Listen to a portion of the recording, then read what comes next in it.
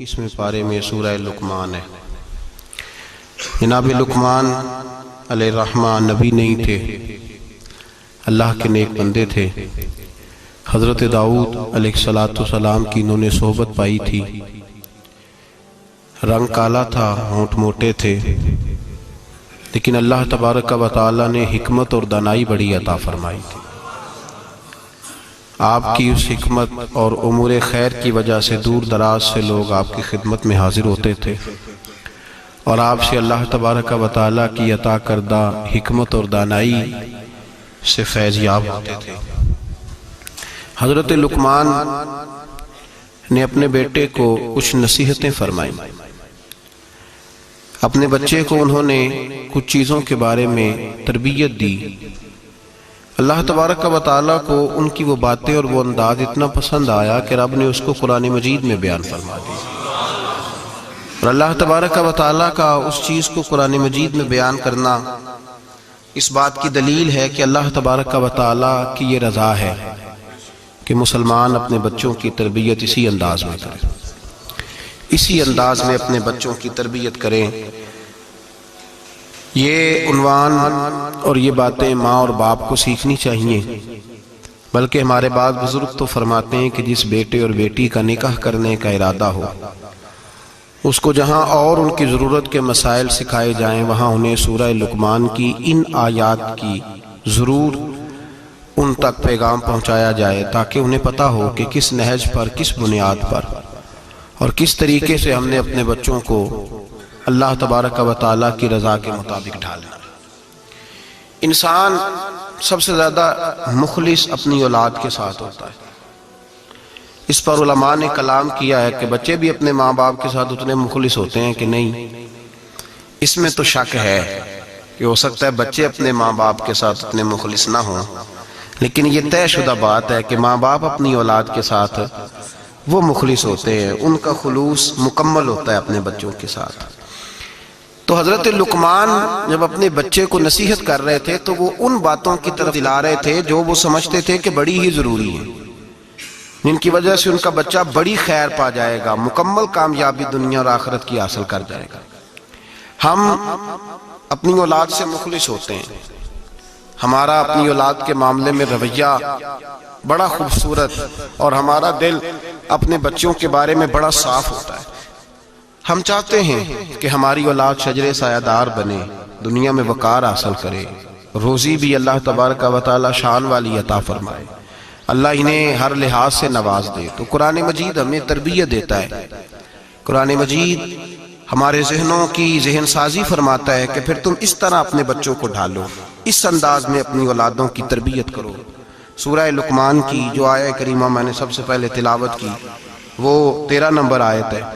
اللہ تبارک و تعالیٰ نے ارشاد فرمایا وَإِذْ قَالَ لُقْمَانُ لِابْنِهِ، جب حضرت لقمان نے اپنے بیٹے سے کہا، وَهُوَ يَعِظُهُ، اور وہ اپنے بیٹے کو نصیحت کر رہے تھے۔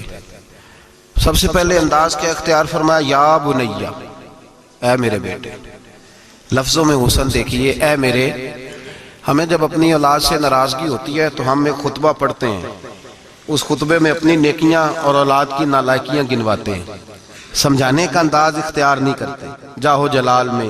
اور بعض اوقات معاذ اللہ تعالیٰ کچھ ایسے بھی لوگ ہوتے ہیں جو گالی بھی دیتے ہیں، سخت سست بھی کہتے ہیں، لفظوں کی حرمت کا پاس نہیں کرتے، اور وہ خطبہ وہ آدھے گھنٹے کا ہو، 25 منٹ کا ہو، وہ دے کے ہم نکل جاتے ہیں، انہیں بڑا ستایا ہے تم نے۔ لیکن ہم کسی موقع پر بھی اس پھول کو جڑی بوٹی سے علیحدہ کرنے کی کوشش نہیں کرتے۔ ہم جو انداز ہونا چاہیے وہ انداز ہم اختیار۔ کب ایسا ہوا ہے کہ ہم نے بچے کو بلایا ہو، اس کو اپنی شفقت کی چادر کے نیچے بٹھایا ہو، پھر اس کو ہم نے نصیحت کی ہو؟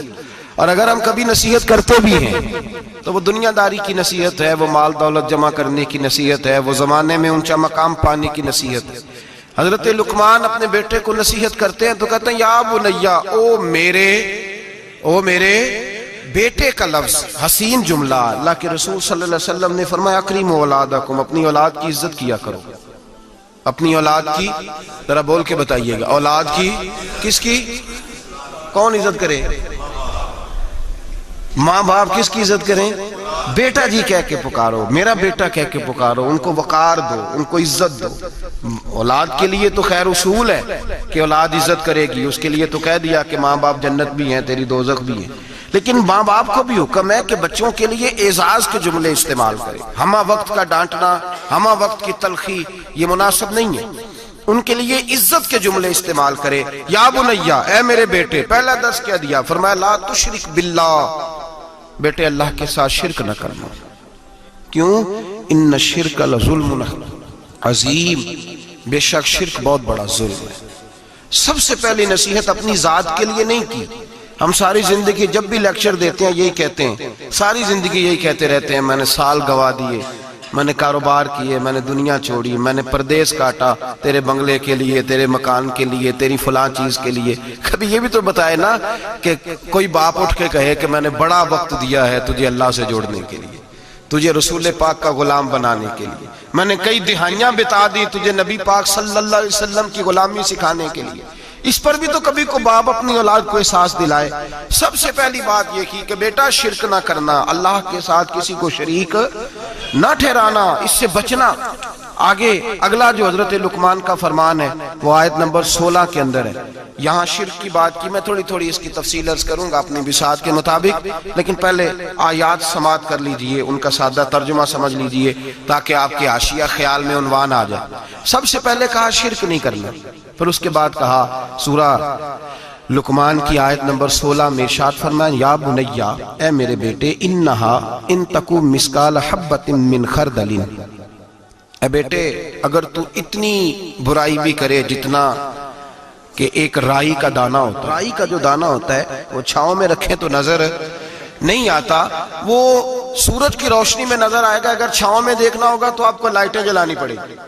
تو حضرت لقمان اپنے بیٹے کو نصیحت کرتے ہیں، کہتے بیٹے اگر تو رائی کے دانے کے برابر بھی گناہ کرے اور پھر وہ گناہ اس طرح ہو فَتَكُنْ فِي صَخْرَةٍ أَوْ فِي السَّمَاوَاتِ أَوْ فِي الْأَرْضِ، چاہے رائی کے دانے کے برابر گناہ ہو اور پہاڑ میں چھپا ہو یا زمین اور آسمان میں چھپا ہو تو کیا ہوگا؟ اپنے بیٹے کو سمجھا رہے ہیں، کہتے ہیں یاتی بِهَا اللَّهُ، اللہ پھر بھی اس کو نکال کے لے آئے گا۔ تو یہ نہ کہنا کہ میں کوئی پاپی ہوں، میں نے کوئی بینک لوٹے ہوئے ہیں، میں نے کوئی قتل کیے ہوئے ہیں۔ فرمایا رائی کے دانے کے برابر بھی، اپنے بیٹے کو کہہ رہے ہیں رائی کے دانے کے برابر بھی اگر تو نے گناہ کیا تو اللہ اسے بھی لائے گا، اور رائی کے دانے کے برابر ہو پھر چٹان میں چھپا ہو یا زمین و آسمان میں چھپا ہو، اللہ پھر بھی اسے نکال کے لے آئے گا، اس لیے کہ ان اللہ لطیف خبیر، بے شک اللہ باریک باتوں کا جاننے والا ہے۔ فَمَنْ يَعْمَلْ مِثْقَالَ ذَرَّةٍ خَيْرًا يَرَهُ وَمَنْ يَعْمَلْ مِثْقَالَ ذَرَّةٍ شَرًّا يَرَهُ، اگر تو ذرے کے برابر نیکی کرے گا تو اللہ تجھے اس کا اجر عطا فرمائے گا، اور اگر تو ذرے کے برابر گناہ کرے گا تو اللہ قیامت میں وہ بھی تیری آنکھوں کے سامنے لائے گا، اس کا بھی حساب ہوگا۔ تو فرمایا بیٹے اللہ باریک باتوں کا جاننے والا۔ یا بنیا، اے میرے بیٹے، اقم الصلاۃ، نماز قائم کر۔ بیٹے نماز بس کافی ہو گیا؟ کہا نہیں، اب اور آگے بڑھ، وَأْمُرْ بِالْمَعْرُوفِ، لوگوں کو بھی نیکی کا حکم دے، وَانْہَا عَنِ الْمُنْکَرِ، اور لوگوں کو بری باتوں سے منع کر، اور جب تو یہ کام کرے گا پھر لوگ تجھے ستائیں گے۔ ہو ہی نہیں سکتا کوئی حق بات کرے اور لوگ اس پہ طعن و تشنیع نہ کریں، یہ ہو ہی نہیں سکتا، یہ ممکن ہی نہیں۔ فرمایا جب تو نیکی کا حکم دے گا اور برائی سے روکے گا تو پھر کیا ہوگا؟ تیرے اوپر مصیبت آئے گی، اب تو نے کیا کرنا ہے؟ پھر تو نے اس آنے والی مصیبت پر صبر کرنا ہے۔ بے شک یہ بڑی ہمت کے کام ہے، یہ بڑی دنائی کا کام ہے، دلیری کا کام ہے، اتنا آسان ہے ہی نہیں، بڑے حوصلے کا کام ہے۔ جسے زندگی ہو پیاری وہ یہیں سے لوٹ جائے، میرے قافلے میں شامل کوئی کم ظرف نہیں ہے، یہ ہمت کا کام ہے، آسان ہے ہی نہیں۔ آگے کیا ارشاد فرمایا، بڑی میرا دل کرتا ہے بڑی توجہ سے سنیں ان آیات کو، بڑی کہ آگے ترتیب کیا لگائی حضرت جناب سیدنا لقمان کیا کہتے ہیں؟ نماز پڑھ، دوسروں کو نیکی کا، برائی سے منع کر، اور یہ جب تیرے اوپر ان کاموں کی وجہ سے مصیبت آئے تو اس پر اس لیے کہ یہ جو کام ہے نا عزم الامور، یہ بڑی ہمت کے کام ہے۔ بس کروں ابا جی؟ فرمایا نہیں اور بھی کچھ کر۔ کیا؟ آیت نمبر 18 فرمایا وَلَا تُصَغِّرْ خَدَّكَ لِلنَّاسِ، اپنا منہ ٹیڑھا کر کر کے لوگوں سے بات نہ کیا کر، رخسار موڑ موڑ کے لوگوں سے بات نہ کر، وَلَا تَمْشِ فِي الْأَرْضِ مَرَحًا، اور زمین پہ اکڑ اکڑ کے نہ چل۔ ان اللہ لا يحب كل مختال فخور، بے شک اللہ کو اکڑنے والا، فخر کرنے والا پسند اللہ لا یحب، اللہ اس سے محبت ہی نہیں کرتا، اللہ رحمت ہی نہیں کرتا جو اکڑ اکڑ کے چلے۔ اس طرح نہ کر تو پھر کیا کروں؟ آیت نمبر 19 شروع ہو گئی، وقصد فی مشیک، درمیانی چال چل، وغضض من صوتک، اپنی آواز پست رکھ، اپنی آواز جو اعلیٰ ظرف ہوتے ہیں ہمیشہ جھک کے ملتے، صراحی سرنگوں ہو کر بھرا کرتی ہے پیمانے، اس طرح کر کے تو درمیانی چال چل اور اپنی آواز کو وغضض من صوتک، اپنی آواز کو پست رکھ، اس لیے کہ ان انکر الاصوات لصوت الحمیر، اللہ کو جو آواز سب سے ناپسند ہے اور سب سے بری آواز ہے وہ گدھے کی آواز ہے۔ چلا چلا کے نہ چل، تو ضدی ہو گیا تو اب شور نہ کر، یہ تربیت ہے اپنی اولاد کے لیے۔ سب سے پہلے ارشاد فرمایا جا رہا ہے کہ تو نے شرک نہیں کرنا۔ شرک بھی دو قسم کا ہے، ایک تو شرک وہ ہے کسی نے اللہ کی ذات میں شریک بنا لیا کہ یہ بھی ساتھ شریک ہے، اور ایک شرک اصغر ہے، ریاکاری، دکھلاوا، نماز اللہ کی پڑھنی، دکھانا بندوں کو۔ مسجد میں پیسے کس کی رضا کے لیے دینے ہیں؟ تو اعلان کرانے کا کیا مقصد ہے کہ ختم کے موقع پر سال ثواب کے موقع پہ کھڑے ہو کے اعلان ہوتا ہے 1 لاکھ قرآن پاک پڑھا گیا ہے، 10,000 درود شریف پڑھا گیا ہے، اور جوئی صاحب نے نا جی 50,000 روپیہ مسجد بھی دیا ہے، یہ شرک ہے، یہ شرک اصغر ہے، یہ میرے رسول پاک نے منع فرمایا ہے۔ صحیح بخاری میں لفظ ہے، نبی رحمت صلی اللہ علیہ وسلم شہدائے احد کے مزاروں پہ کھڑے تھے، تو وہاں کھڑے ہو کے اللہ کے رسول نے فرمایا میرے ذہن سے فکر نکل گئی ہے، میری امت قیامت تک شرک نہیں کرے گی، اب یہ مشرک نہیں ہوں گے، بت نہیں پوجیں گے، یہ دوسرے معبود نہیں بنائیں گے۔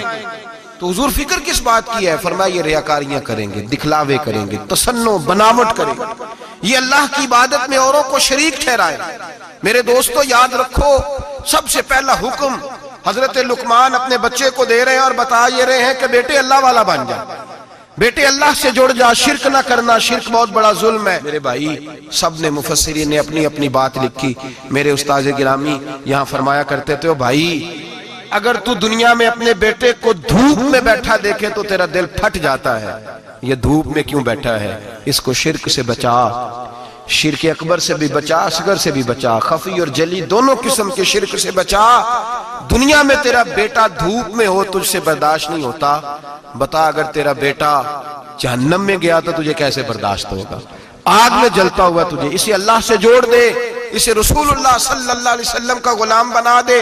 میرے نبی کریم سید عالم صلی اللہ علیہ وسلم نے فرمایا جب تیرا بیٹا 7 سال کا ہو جائے تو اسے مسجد لے کے جا، 3 سال تک لے کے جا مسجد، 10 سال کا نماز نہ پڑھے تو سزا دے، 3 سال تک خود اپنے ہاتھوں سے ٹریننگ دے، اسے مسجد لے جا، آداب مسجد بتا، اسے نماز سکھا، تو خود لے کر کے جا، بھیجنے کا نہیں کہا۔ فرمایا جب بچہ 7 سال کا ہو جائے تو اسے مسجد، بڑی محنت کرتے ہیں ہم بیٹے کو بنگلہ دینے کے لیے، بینک بیلنس دینے کے لیے، دن رات ایک کر دیتے ہیں، خدارا سے نمازی بنانے کی بھی محنت کرو۔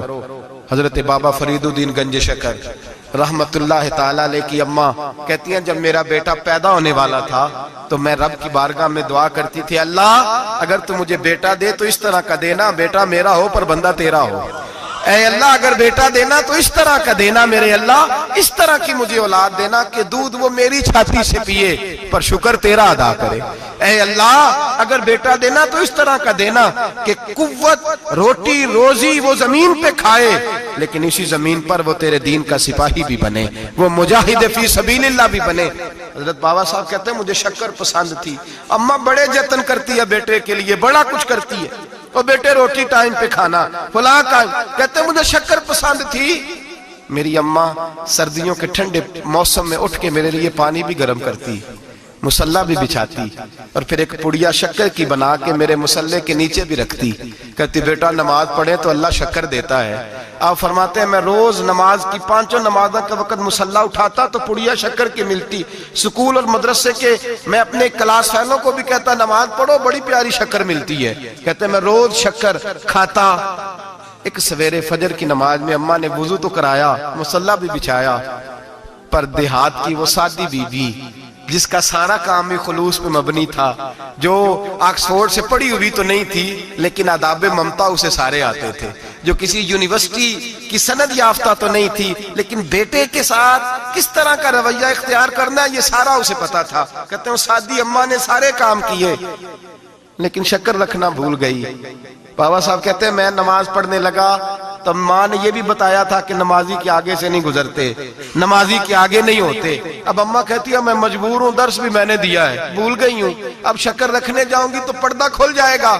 ایک کونے میں لگ کے ماں روئی, بیٹے کی شفا کے لیے نہیں, بیٹے کی نوکری کے لیے نہیں, بیٹے کے اچھے مستقبل کے لیے نہیں. ماں روئی, آنسو بہے تو کہتی کیا ہے, اے اللہ میں اسے اپنے آگے جھکانے کو جتن تھوڑی کرتی تھی, تیرا بنانے کا جتن کرتی تھی. اے اللہ مہربانی فرما, میری پردے داری کر, اگر راز کھل گیا تو میرا فرید نماز نہ چھوڑ جائے. بابا صاحب کہتے ہیں اماں تڑپتی رہی اور میں نے نماز پڑھ کے مصلی اٹھایا. پہلے پڑیا ہوتی تھی, اب تو پورا دریا شکر کا بہ رہا ہے. فرماتے ہیں میں نے وہ اٹھائی, شکر کھائی اور میں نے چیخ کے کہا اماں جلدی آ, آج بڑی لذیذ ہے, آج شکر کوئی انوکھی ہے. اور آج تو کمال شکر دی ہے میرے اللہ نے, ایک پڑیا کی جگہ پورا دریا بہ رہا ہے. بابا صاحب رحمت اللہ علیہ فرماتے ہیں میری اماں آئی اور میری اماں نے بازو کھولے تو ماں کی ممتا ہی بتاتی ہے کہ اللہ کی رحمت کس طرح کی ہوتی ہے. کہتے ہیں میں نے اماں کے سینے سے لگا تو اماں رو کے کہنے لگی بیٹے پہلے میں شکر دیتی تھی, آج شکر بنانے والے نے شکر عطا فرمائی ہے. ساری زندگی پیشانی سے سجدے کا نور نہیں گیا, ساری زندگی وہ لذت عبادت نہیں گئی, اس لیے کہ استاد نے ڈنڈے سے نمازی نہیں بنایا تھا, اس لیے کہ پیر صاحب نے یہ کہہ کہ نمازی نہیں بنایا تھا کہ نماز پڑھو گے تو روٹی میں برکت ہو جائے گی, اس لیے کہ علامہ صاحب کا وہ بات سن کے ہم نمازی نہیں بنے تھے کہ جس نماز میں بتایا جاتا ہے کہ بیماریاں ختم ہو جائیں گی نماز پڑھنے سے. اماں نے رب سے جوڑنے کے لیے نمازی بنایا تھا.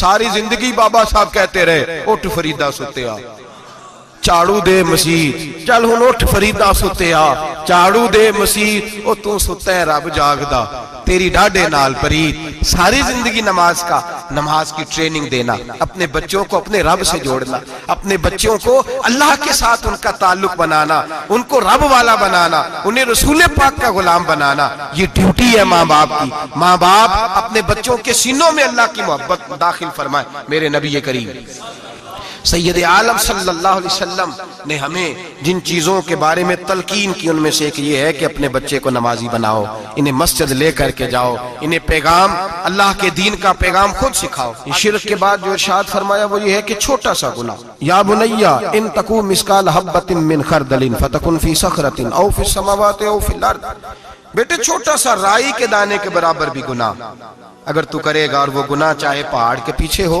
چاہے زمین و آسمان میں چھپا ہو, اللہ اسے بھی چھوٹے چھوٹے گناہ سے. مثالیں بہت ساری ہیں لیکن سادی سی بات ہے نا. میرے نبی کریم سید عالم صلی اللہ تعالی علیہ وآلہ وسلم نے فرمایا ہے کہ مومن بزدل ہو سکتا ہے, مومن کاہل ہو سکتا ہے, کنجوس ہو سکتا ہے, لیکن مومن کبھی جھوٹا نہیں ہوتا. نبی پاک صلی اللہ علیہ وسلم فرماتے ہیں جب تو جھوٹ بولتا ہے تو اتنی بدبو نکلتی ہے کہ تیرے کرامن کاتبین چھوڑ کے پیچھے کھڑے ہو جاتے ہیں, اتنی بدبو نکلتی ہے تیرے وجود سے. تربیت ہی ہے نا. محبوب سبحانی, غوث سمدانی, شیخ عبد القادر جیلانی. اماں کیا کہتی ہے, اماں کہتی ہے عبد القادر میں تجھے بغداد پڑھنے بھیج رہی ہوں, لیکن ماں کی یونیورسٹی کا پہلا سبق بھی یاد کر لے. بیٹا دیکھنا تیری زبان سے کہیں جھوٹ نہ نکل جائے, تو حسن کا پوتا اور حسین کا نواسہ بنتا ہے, ایسا نہ ہو کہ تو سادات کرام کی سفید چادر پر کوئی دھبا لگائے. بیٹے تیری زبان سے جھوٹ نہ نکلے. بڑی مشہور بات ہے نا, حضرت غوث اعظم کی اماں نے 100 دینار سی دیا ہے, ڈاکو رستے میں مل گئے, تیرے پاس کیا ہے, کہا 100 دینار ہے. وہ کہتے ہیں چور تھے, ہمیں تو بڑی دور بیٹھا پیسہ بھی نظر آ جاتا تھا, پر عبد القادر کے سارے کپڑے ٹٹولے پر ہمیں 100 دینار نظر.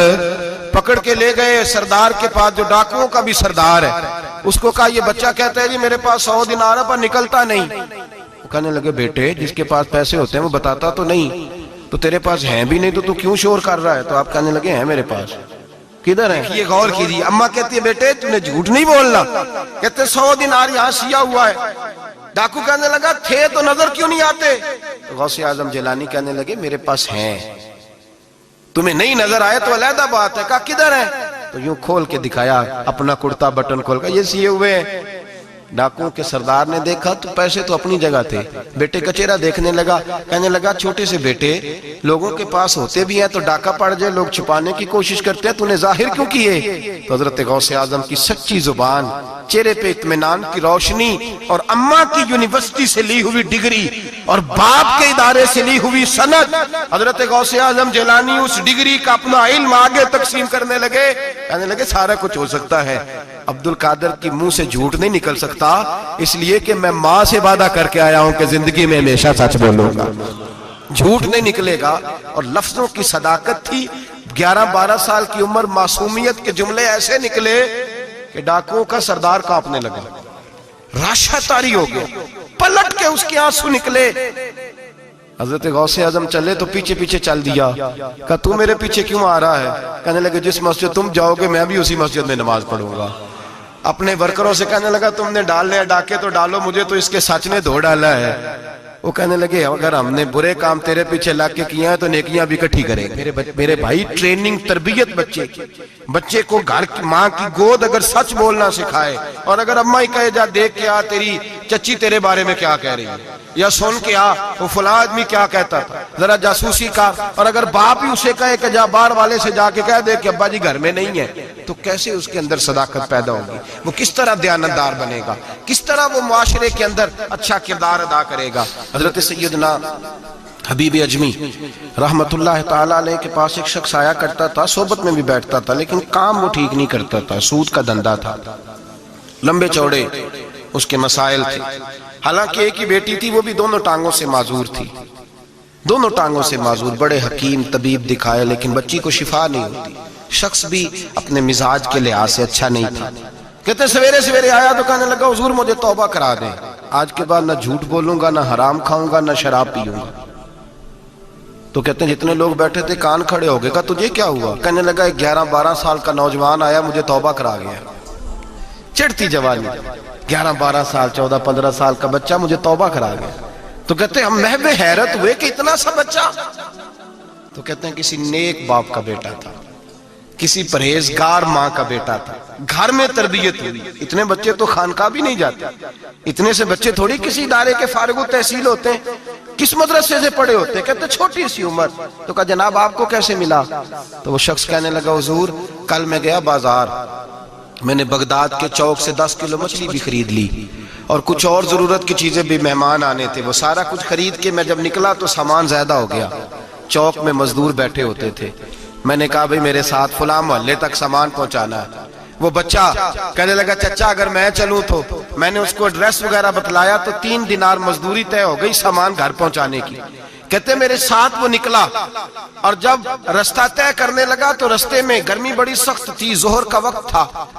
जरा हमने चंद कदम उठाए, 2-4 गलियां गुजरे थे कि अजाने जोहर की आवाज आने लगी। तो कहते हैं बड़ी मिन्नत के अंदाज में, बड़ी गुजारिश के अंदाज में मेरी तरफ देखा, उम्र छोटी सी है। कहने लगा चचा अगर इजाजत मिल जाए तो मैं जोहर की नमाज पढ़ लूं। कहते मैं एक जगह फट्टे पे बैठ गया और गप्पे करने लगा, सामान वहां रखा, मैंने कहा पढ़ ले नमाज। कहते हैं बच्चा नमाज पढ़ने चला गया, बाकी लोग देर से आए, वो नमाज पढ़ के जल्दी आ गया। मैंने कहा बेटे तू जल्दी आ गया है? कहने लगा इसलिए जल्दी आया हूं कि आप ये ना समझे ये काम चोर है, मैंने नफल छोड़ दिए हैं, फारिग होके पढ़ लूंगा। कहते हैं सामान उठाया, रास्ते में गर्मी शिद्दत की थी, उसका पसीना बहने लगा, मैं आगे बढ़ा, मैंने कहा बेटे सामान थोड़ी देर के लिए मुझे दे दो, गर्मी ज्यादा है। कहने लगा चचा किसी का तरबियत याफ्ता हूं, किसी ने ट्रेनिंग दी है। कहा माँ बाप ने कहा था हराम लुकमा घर ना लाना। का बात क्या हुई? कहने लगे मैं आपको नहीं दे सकता, इसलिए कि 3 दिनार मजदूरी घर पहुंचाने की तय की है, अगर आप उठाएंगे तो फिर मैं पैसे पूरे नहीं लूंगा। दामाद ने तवक्कुल की, ये खूबी है कि उस पर पैबंद लगे।